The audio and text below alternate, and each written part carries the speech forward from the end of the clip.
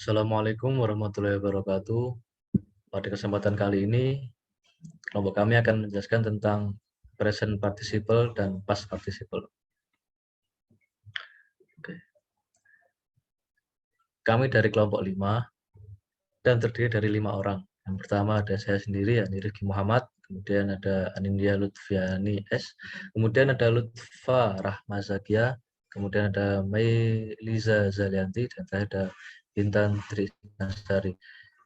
Materi kali ini akan dijelaskan oleh teman saya setelah ini. Silakan. Jadi untuk yang pertama, present participle. Present participle, a present participle is the ing form of a verb.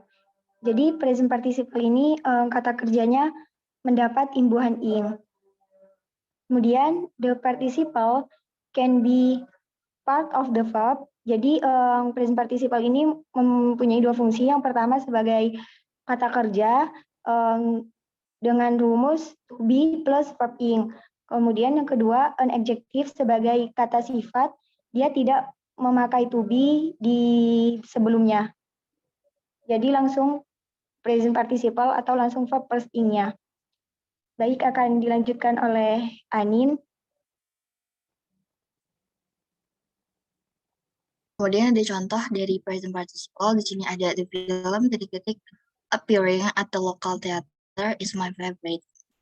Nah, pada kalimat ini setelah titik-titik, setelah kata local theater ini ada kata is, yaitu be-nya. Di sini dia sebagai to be-nya.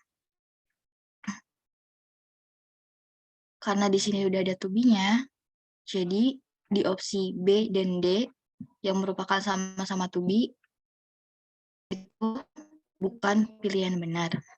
Jadi tinggal ada opsi A dan C. Untuk opsi yang C, itu menjelaskan sesuatu. Sedangkan pada kalimat ini, kalau misalnya jawabannya C, itu tidak menjelaskan sesuatu itu. Jadi jawaban yang tepat adalah A, now. Dan bentuk present participle di sini sebagai an adjective.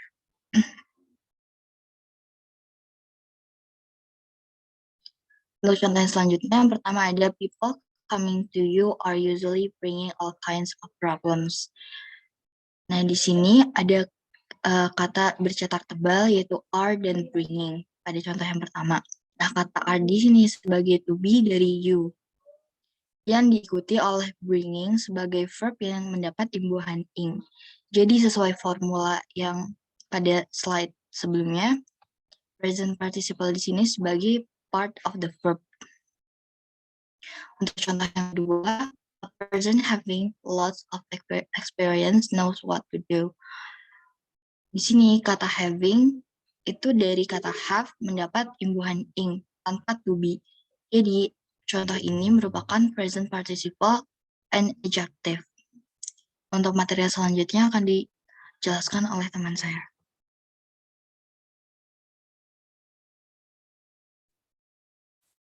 Yang selanjutnya yaitu past participle. Past participle. A past participle is the AD from a verb, but there are also many irregular past participles. Jadi past participle itu verbnya diakhiri dengan AD, tetapi ada juga beberapa verb yang tak beraturan pada past participles.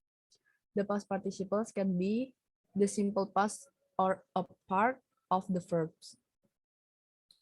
Jadi untuk yang pertama itu bisa jadi perfect dengan rumus have plus verb 3. Tapi juga bisa jadi pasif dengan rumus to be plus verb 3. Selanjutnya yaitu the past participle of a verb or past from a verb. Untuk yang past of from a verb itu tidak memakai to be, tapi langsung verb 2 atau verb 3. Yang ketiga yaitu an adjective, kata sifat. Itu juga langsung menggunakan verb 3.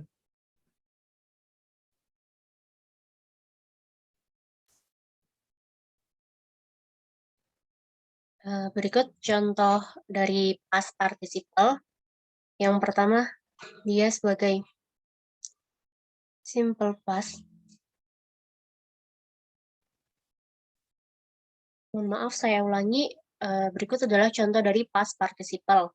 Yang pertama, dia sebagai simple past. Di sini dia adalah simple past sederhana dan tidak diikuti oleh kata kerja. Contohnya, the girl sat under the tree. Jadi, setnya ini dia sebagai kata kerjanya sendiri. Terus, contoh yang kedua, the past participle of a verb. Adalah past participle dari kata kerja. Contohnya, the girl had sat under the tree for an hour. Di sini had-nya sebagai kata kerjanya dan set-nya mengikuti had-nya. Terus yang terakhir sebagai adjective saat dia tidak disertai dengan kata kerja. Contohnya, the girl sat under the tree was the professor hanged other.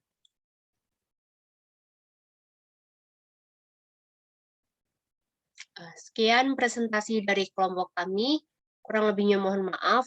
Assalamualaikum warahmatullahi wabarakatuh.